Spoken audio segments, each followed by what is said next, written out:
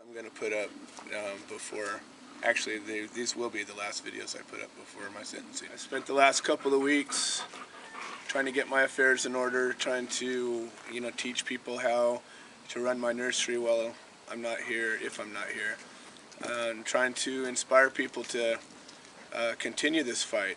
I seem to be kind of a key player in people that are actually doing things right now, and I don't want that to stop if I'm not able to be here in person. So first thing I want people to know is, the state convicted me, but unfortunately they're punishing my family.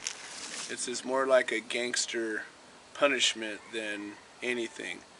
If there was justice and I got this conviction, I would have to do something, some kind of community service or some kind of probation to make sure I don't do anything else wrong. But what they're wanting to do is put me in prison, which essentially takes me away from my wife and my children and my grandchildren, and that hurts them as much, if not more than me. I can withstand anything. If you want to put me in prison or torture me or whatever you want to do, I can take it. I mean, I'm strong as they come. So, it'll suck. It'll suck a lot, but the biggest thing is you're hurting my family. And they didn't do anything wrong. They didn't do anything at all. They've been supportive of me because they believed, as I did, that I was doing a good thing for people, as I still believe. But that's something that, people need to take into consideration. And when we allow our state and we allow our justice system to do these things, that there's so much more at stake than the people behind bars. There's their whole families devastated and the whole community is shaken. My wife came home again today and just burst into tears and put her head on my shoulder and just wept. And my daughter's done it, my friends have done it over and over and over, and this is devastating our whole community.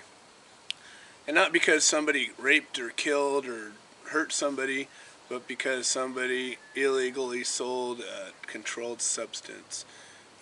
Man, I just thought we were better than that. So now it becomes, what are we going to do about this? What are we going to do with this? It's our choice. And we've got to realize that. What do we want? We keep saying justice. When do we want it? We keep saying now. But we have to take it. Justice isn't going to get handed to us. Justice isn't going to be given to us on a silver platter. You're not going to wake up one morning and justice is all sudden here all by itself. Clearly that's not the case. So we need to do something. We need to make a decision. We need to say, hey, you know what? Enough. We need to decide that when it's voting time, we're going to vote. We need to decide when somebody is being tried that we all come together, not just 100 people. There should have been 1,000 people every day. There could have been 1,000 people.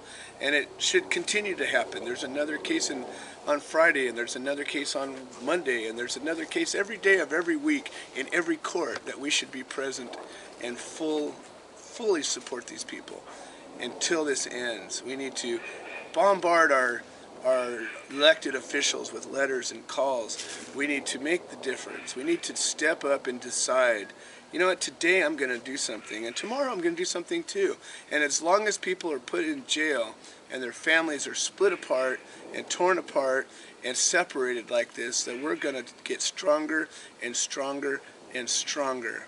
And that's what I'm committing to do, is if I get taken out, I'm going to pledge my strength to commit to this movement, and I will be as available as I can. And I encourage everybody to write, to get to my house and make the phone calls. I'll be making phone calls every chance I get, and we'll be coordinating these efforts, and we will continue to strengthen and move this movement until we finally don't have to worry about getting thrown in jail because of a plant.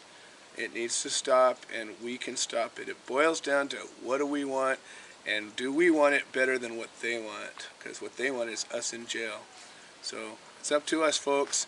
We can do this, or we can decide not to. I encourage you to do something. Thank you.